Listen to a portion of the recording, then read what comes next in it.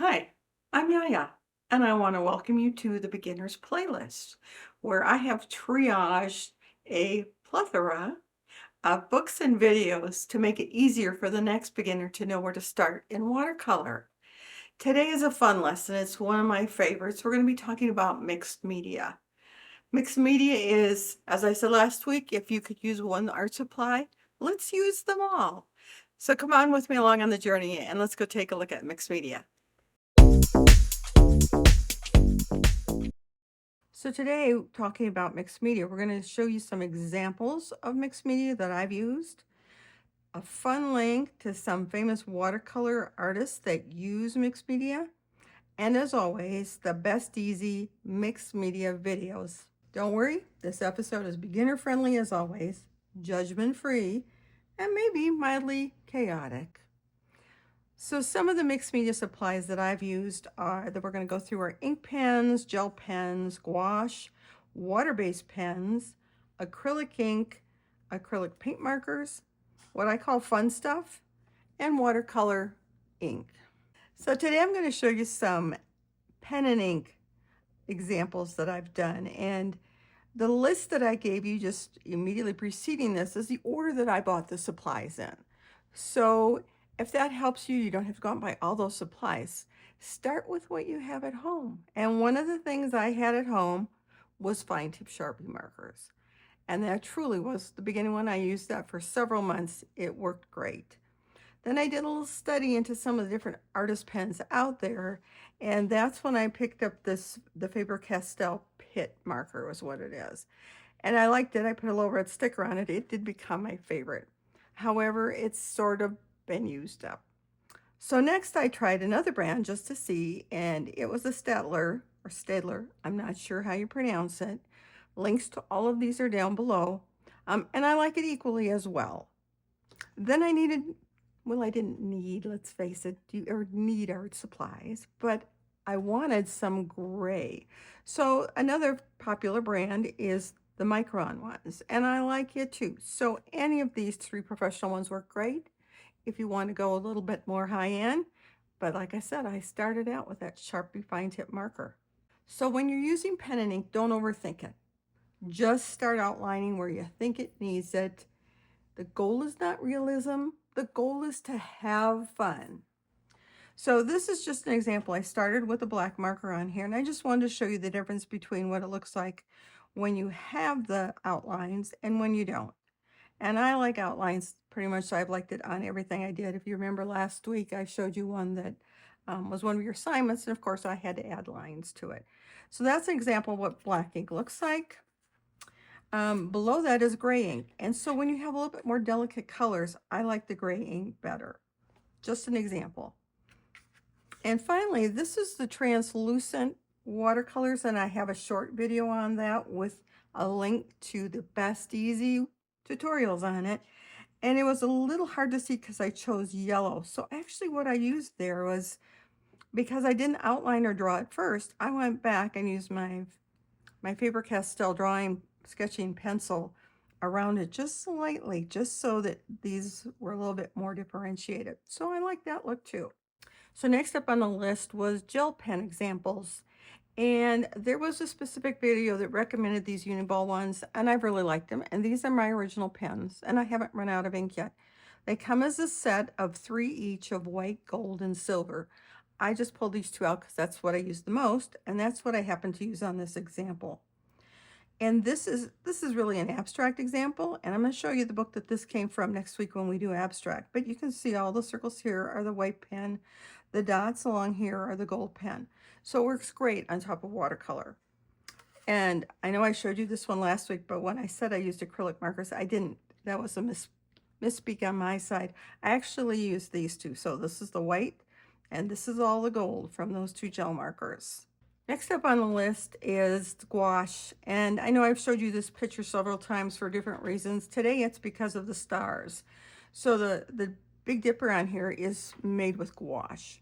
The advantage of gouache is that it's somewhat translucent, as you can see, but it doesn't totally blend out when you drop it on like a watercolor does. So it stays on there. So I let this dry, and then I put the gouache on it. So another thing for gouache, as we're going to talk about a little later, is handling small errors. So I'm going to bring this up again, but it's always good to have a little tube of white gouache on hand. So the next markers that I tried they're by Bria Reese, and they're dual tip dot markers. The thing to be aware of is that they're water-based. And so since our medium is watercolor, you need to use them thoughtfully. So I started out using them, I let my picture dry, and this is just a quick example of Christmas tree. I used the gold and the silver dots to make the balls on here. Makes nice little dots. It was dry, everything was cool. But another way you can explore using this is wet on wet, so to speak. So these are just me doodling just to show some examples. This is a cheap paper, and this is 100% cotton. And if you'll notice, the spread between these two is quite different. So keep that in mind. If you're using it on a cotton paper, it's going to spread all over the place. Whereas if you're using it on cheap, it does like a nice fuzzy look without spreading too much. Again, water-based markers. So when you buy markers, pay attention to what the content is. Next up is acrylic ink. And these are by Daler Rowney, and I only have gold and white, but I like it for doing splatters. And I know you've seen this picture now a couple times. But what's nice about the acrylic again is that if you notice, it kind of leaves those dots 3Ds. It doesn't spread out like putting watercolor on it. So in this example, I splattered both white and gold. So speaking of happy accidents, I just wanted to show you, this is the picture I originally started out with, and I did not like the way my lines didn't blend on this particular paper. And so started over and did this one. Well, what's interesting is as I was looking at it, again, it has gold splatters and white splatters from these two acrylic inks here. I kind of liked it. So what I did is, like I said, put the splatters on there, but I also took some of my gold pens and puts just, reinforce some of the lines. And I don't know if you've noticed, but a portion of this is what I use for the background of my slides and for my thumbnails. So again, when we say happy accidents, it was a reject until I pulled it out of the pile again. I thought, I like the colors in there. So that's what you can do when we say happy accidents. Put your paper away if you don't like it and bring it out again. Next up is one of my becoming quickly my favorite new mixed media to deal with, and it is acrylic paint markers. So I have two of them out just to show you. It's the Posca brand. The links are below. You can buy a multicolor set, or you can just buy black, gold, and silver, I believe it is, which are the ones I use the most. And this just is an example of what you can do with it. This is more folk art, but only the painted circles behind here are watercolor. Everything else on here is the markers, and it's just a fun way to do stuff. I even did these dots on here with the markers, just holding it down longer, and it lets out more ink. So that's kind of fun. And I know I showed you this example before, but just to point out, everything on here, these dots, the lines, these were all from the same marker set that I used. And as we did last week, if you notice, it has, I don't know if you can see it, let's kind of go like this. It has some gold metallic paint. So I didn't list that, but that could be considered a mixed media too. And next to last is what I call fun things. So this was I have a grandson that has an interest in steampunk. So as you saw me make in episode 3, I made another card here and embellished it with some little metal gears. And you can buy a bag of them for $12 and some change, I think, unless it's gone up again, and glue them on. Again, I found it. I thought it was fun. Another example on this one was I did a wash first. And actually, this is on cheap paper, so I think the wash turned out pretty good.